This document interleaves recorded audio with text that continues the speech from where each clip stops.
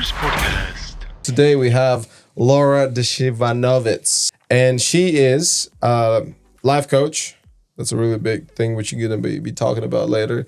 She's a Zouk teacher, dancer, and she is a real estate person.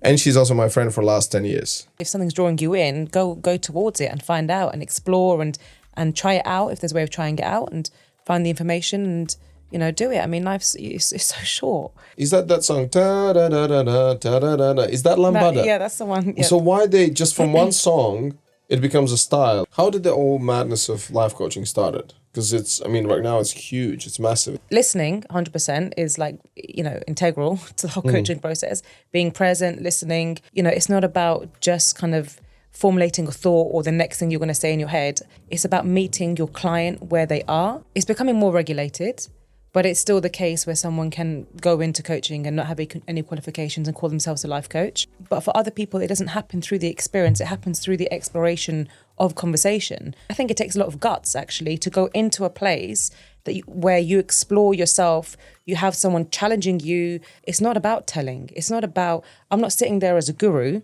I don't know everything there is to know about life. It's about asking questions to help the person explore that particular area of their life. The friend will listen for a little while, but then their thought, their experience will hijack their thinking, and that will come out as advice. But if you are, looking for advice, then it's like, well, who are you getting your advice from? So what do you think are the biggest misconceptions about life coaches? I kind of come in with that really confident, assertive, advice-giving approach. You're gonna piss someone off. Limiting belief is, I'm never gonna start. I don't have the skills to start my own business. And shifting that to, I don't have all the skills right now, but how can you increase the gap between the stimulus or whatever it is that's triggering you and then your response to it? So your response is in fact a response and not a reflex. Right, so someone who doesn't have any education, no understanding about property, real estate around. So what is the best? You said get educated. So where do you start? Really being clear on kind of what strategy you want to have. I would never have done that before. But the fact that I saw things, I kind of was informed and I had the mindset shift, and also I have a property mentor.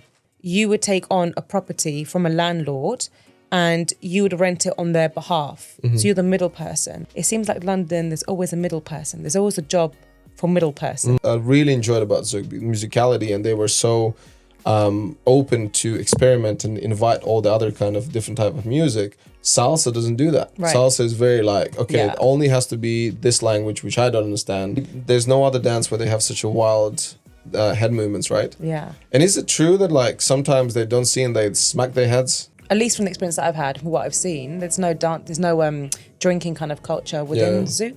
At the end of their life, when they tend to look back and actually the regrets that people have aren't around money or should have had more things. It's more about who have I spent time with and what passions have I pursued. Renars podcast.